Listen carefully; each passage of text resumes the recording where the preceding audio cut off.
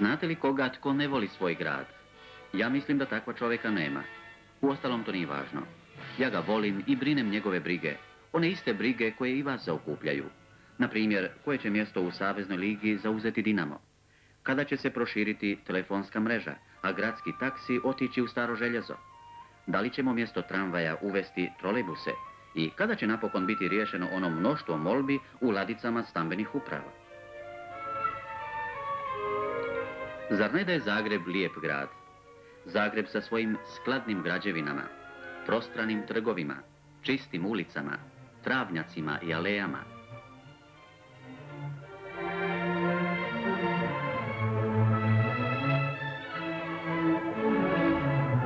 Svojim intimnim zakucima, gdje se usred centra grada mogu naći oaze sunca i zelenila.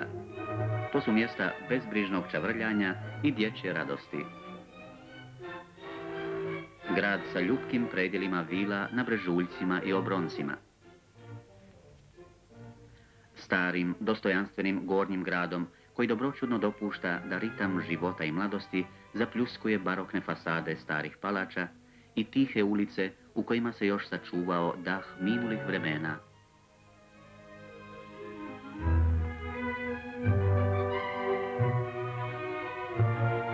Razumije se, nama je drag takav Zagreb, ali ono čime se ponosimo to su novi dijelovi grada, koji su u nekoliko posljednjih godina izrasli iz malih periferijskih potleušica, kukuruzišta i krivudavih uličica. Tu gdje će uskoro biti novi centar grada, na širokim zelenim površinama, punim sunca i čistog zraka, nikli su novi stambeni prostori i dječja igrališta, parkovi i jake saobraćajne magistrale koje vode do udaljenih industrijskih zona. U tim autonomnim stambenim naseljima udobnost i dostojanstvo čovjeka poštivani su do maksimuma. U velikim stambenim masivima, pod istim krovom i na zajedničkim temeljima, nalazi se mnogo samostalnih stanova. Iako će ovdje biti centar grada, život u tim stambenim mikrorajonima nikada neće biti zaglušen velegradskom bukom, ni zatrovan dimom i vlagom mračnih blokovskih dvorišta. Tu su najnužniji uslužni servisi kao čitaonice, biblioteke i dječja zabavišta, prodavaonice svih vrsta živežnih namirnica sa najmodernijom opremom. Svako od tih velikih stambenih zdanja kao da je mali grad za sebe, sa svojim vlastitim mogućnostima za prehranu, razonodu i odmor.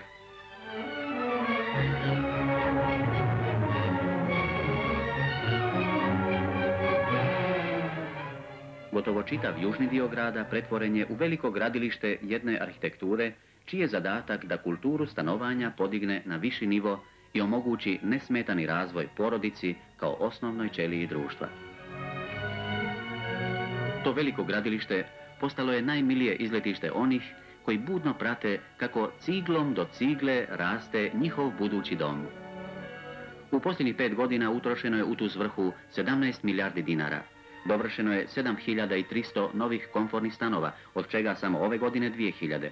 To nije mnogo ako znamo kako naglo raste priliv novih stanovnika, pa ipak time je riješen velik broj najkritičnijih stambenih problema. Ubrzani ritam građenja osjeća se u čitavom gradu.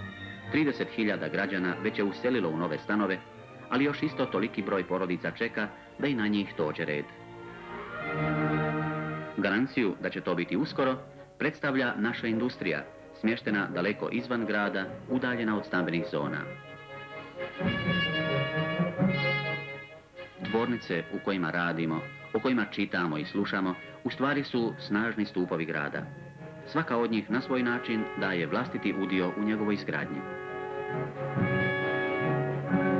Mnoge su od njih u posljednjih 5 godina kompletirane, neke su iz malih radionica prerasle u velike industrijske kapacitete. Poneka je rekonstruirana, obnovljena ili je u njoj sagrađen barem jedan novi pogon.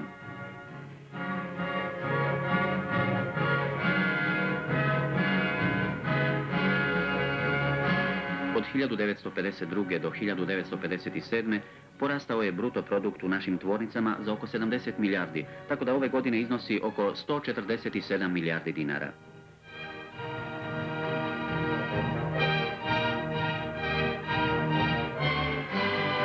U proteklom periodu osvojila je zagrebačka industrija oko 500 novih proizvoda. Mnogi su od njih velik prilog povišenju našeg životnog standarda. a drugi prava prekretnica u modernizaciji industrije, poboljšanju i proširenju tržišta i potrošnje.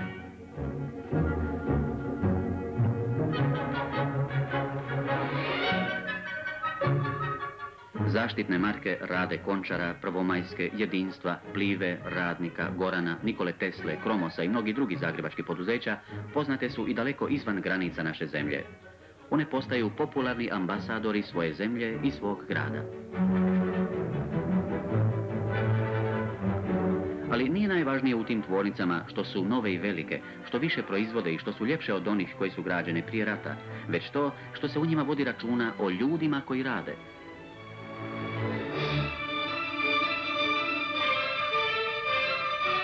Tu su radnici zaštićeni od strojeva i buke, od plinova i prašine, promjenjivog svjetla, prezamaranja i monotonije. Uostalom, to je i razumljivo. Bilo bi čudno da se radnik koji upravlja tvornicom ne brine o sebi.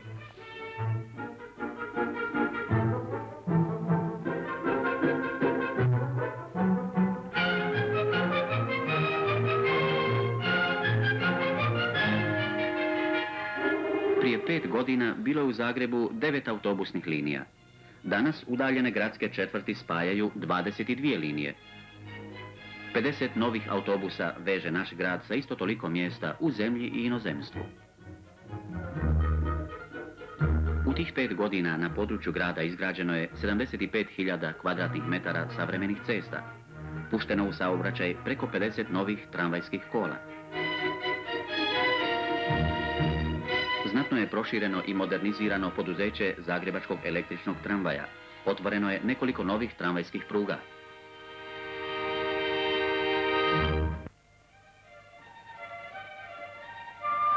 Izgradnjom novih telefonskih centrala povećan je kapacitet priključaka za 8.000 brojeva, a 60 istovremenih međugradskih telefonskih razgovora omogućuje novi UKV na Mirogoju.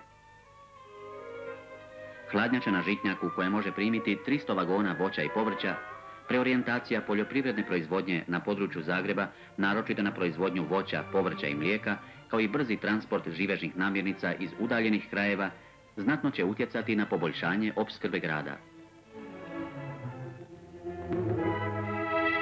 Možda će i naše domaćice biti zadovoljnije.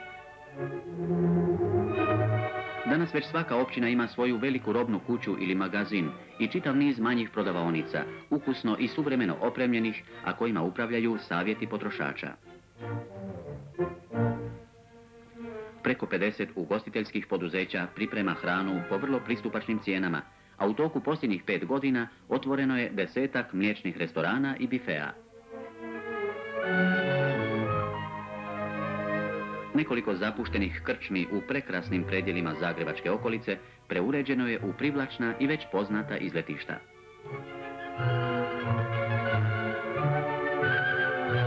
U zdravstvenim ustanovama čovjek je oduvijek bio mjerilo svih stvari, pa ipak koliko ova nova zdanja ulijevaju više nade i optimizma. Svaka općina sagradila je svoj dom narodnog zdravlja u kojem je objedinjena preventivna i kurativna služba sa svim specijalističkim odjelima. Nema zdravstvene ustanove u gradu u kojoj za ovih nekoliko godina nije sagrađen kakav paviljon, osnovan kakav novi odjel ili modernizirana oprema. Za sve te radove utrošeno je blizu 2 milijarde dinara. 1952. grad je imao 40 hektara parkova, danas 70. Park šume od velikog su značaja za odmor građana i povoljnu klimu grada. Zbog toga pošumljeno je 170 hektara novih površina. Mnogo zelenog prostora namijenjeno je razonodi najmlađih. U prostorima nekad ograđenim visokim mrkim zidinama, gdje djeca nikad nisu imala slobodan pristup, sada stoje mala jezera, zeleni travnjaci i prostrana igrališta. Tu su vrtuljci i tobogani, ljuljačke i mnogo sunca.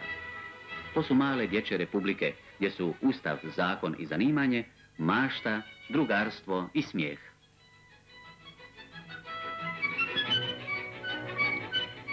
I nove školske zgrade u kojima oni sprovode veći dio svoga djetinjstva zrače vedrinom i radošću.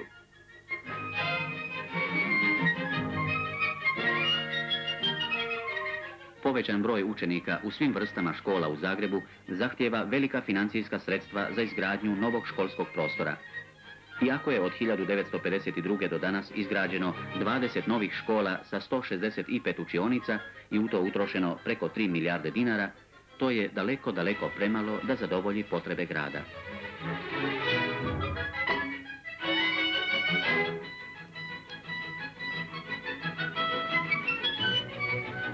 Dalek je put od ovih školskih učionica do velikih naučnih instituta koji su u posljednjih 5 godina izgrađeni na području Zagreba. Ali možda će koja bistra glavica i taj put savladati i ići još dalje i dalje.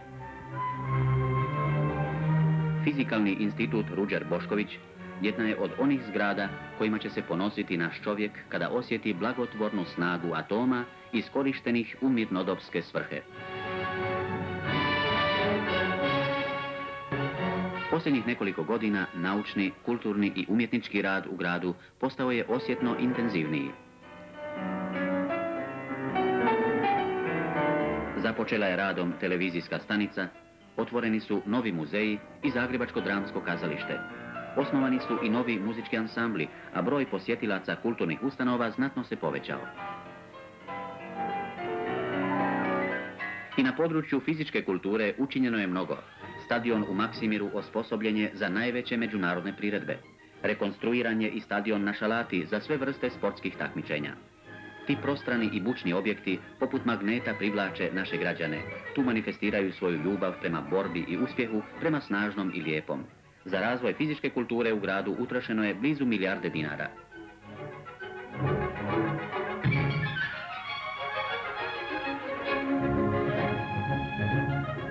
Južno od grada, na desnoj obali Save, prostire se jedan od najvećih i najmodernijih velesajamskih prostora na svijetu. Na 90.000 kvadratnih metara izložbenog prostora izlažu svake godine svoje najbolje proizvode i razmjenjuju svoja dobra nacije cijelog svijeta. Preko 1 milijun posjetilaca iz naše zemlje i inostranstva privlači ovaj privredni gorostas. Ne podsjećaju li vas ove prostrane avenije, bujice ljudi i ogromni prostori na ponosnu svečanost rada i blagostanja, uzbudljivu berbu industrije u nekadašnjoj zemlji seljaka?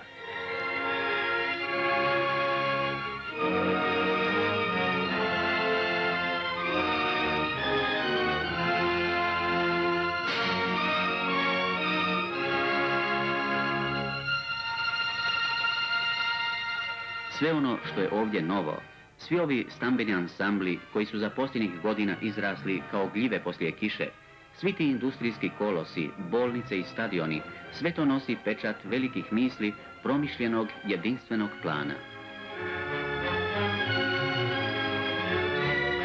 Kažite mi, ima li koga tko ne voli svoj grad? Ko se ne raduje svakom njegovom uspjehu kao dijete koje na poklon prima svoj najmiliji dar? Tko se ne raduje kako buja i raste ovaj lijepi grad?